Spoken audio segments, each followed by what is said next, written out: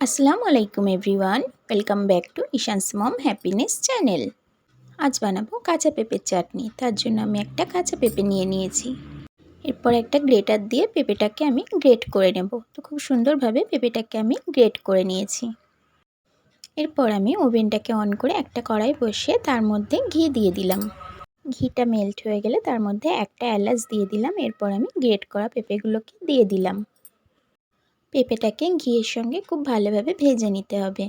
তো আমি 3 থেকে 4 মিনিট পেঁপেটাকে খুব ভালো করে ভেজে নিয়েছি। এটা এইভাবে নাড়াচাড়া করে যেতে হবে, না হলে কড়াইয়ের মধ্যে আটকে আটকে যাবে। তো 3-4 মিনিট পর পেঁপের কালারটা একটু চেঞ্জ হয়ে যাবে, তখনই আমি এর মধ্যে চিনি অ্যাড করে দেব।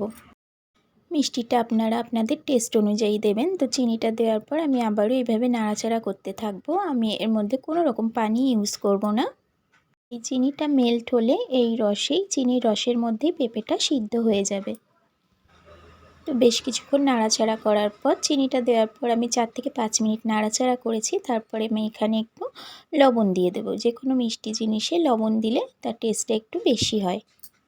খুব ভালোভাবে মিশিয়ে নিয়ে এটাকে আমি ঢাকা দিয়ে লো ফ্লেমে 10 মিনিট রান্না করব। পেঁপের এই চাটনিটা ভীষণই সুন্দর খেতে হয়, আর এটা বানাতে খুব একটা বেশি টাইম লাগে না। তো আপনারা একবার ট্রাই করতে পারেন। 10 মিনিট পর আমি ঢাকাটা ওপেন করেছি। তো এটাতে আর কোনো রকম ঢাকা দিতে হবে না, এটা প্রায় হয়ে এসেছে। আর 1 মিনিটের মধ্যে আমি গ্যাসের ফ্লেমটাকে অফ করে দেব। এখানে আমি একটু লেবুর রস দিয়ে দিলাম। এই লেবুর রস দেওয়ার জন্য চাটনিটা বেশ অনেক দিন ভালো থাকবে। এটা নর্মাল তাপমাত্রায় 3-4 দিন খুব ভালো থাকবে, আর আপনারা নর্মাল ফ্রিজে রেখে 1 মাস পর্যন্ত এই চাটনিটা খেতে পারবেন। এরপর আমি কিছুটা কাজু বাদাম অ্যাড করে দেব। কাজু বাদামটা অ্যাড করার পর আমি একটু মিশিয়ে নিয়ে গ্যাসের ফ্লেমটাকে অফ করে দেব। আমার নেক্সট রেসিপি দেখতে চাইলে আমার চ্যানেলটাকে সাবস্ক্রাইব করে রেখে পাশে থাকা বেল আইকনটা প্রেস করে রাখতে পারেন। যারা অলরেডি কাজটা করে রেখেছেন তাদেরকে থ্যাংক ইউ সো মাচ।